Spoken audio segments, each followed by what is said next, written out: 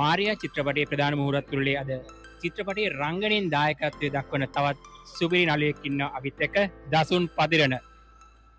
රංගනයේ යෙදෙන්න තියෙන මහමූදේ කොයි වගේ අත්දැකීමක්ද?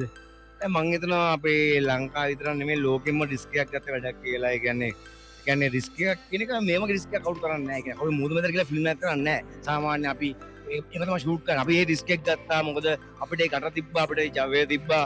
ඒ කියන්නේ අපේ සමාජයට අපේ ලංකාවේ දින ඉන්ඩස්ට්‍රි එකේ දුප්පත්කම් වෙන්න පුළුවන්. තව ටික කාලෙකින් ඔක නැති වෙන්න පුළුවන්. මං හිතනවා ලංකාවේ ඉතිහාසයේ ගත්ත ලොකුම රිස්ක් එක. තව කියන්න ඕනේ මේක කොරෝනා වසංගතයේ තියෙන කාලේ ගත් මේ රූපගත කිරීම කරේ.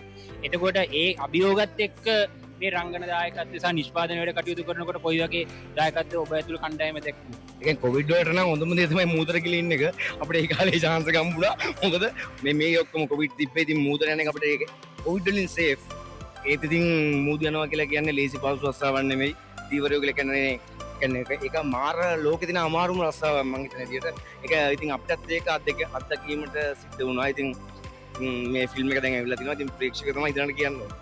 අවසන් වශයෙන් අහන තියෙන දේ තමයි මාරියා චිත්‍රපටයේ ස්ක්‍රිප්ට් එක ඒක රඟපාන්න කලින් කියවනකොට ඒක කොයි වගේද දැනුනේ? ඒක කොයි ඒක කොහොමද වාට වෙනස් වුනේ? නෑ ඒක මොකද ඒ වගේ කාස්ට් එකක් එක්ක අරුණ ජයවර්ධනත් එක්ක වැඩ කරන්න ලැබීම ඉතාම වාග්යක්. ඉතින් මම හිතනවා ඒ කියන්නේ මට හම්බ වෙච්ච වෙනස්මාකාරී රෝල් එකක්. ඉතින්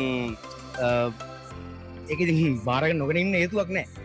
අනිවාර්යෙන් ඉතින් කිව්ව ගමන් ගන්න වෙනවා. මොකද ඒක ඉන්න ටීම් එකම සුපර් ටීම් වර්ක් එක ප්‍රොෆෙෂනල් වර්කර්ස්.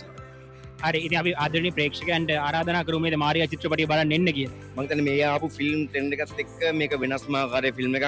මේකත් එක්ක එකතු වෙන්න. මොකද ප්‍රේක්ෂකයා කියන්නේ අපිට වටිනාම වස්තුවක්. ප්ලීස් බලන්න බලලා කමෙන්ට් එකක් දෙන්න. ඒක තමයි අපේ තියෙන සතුට.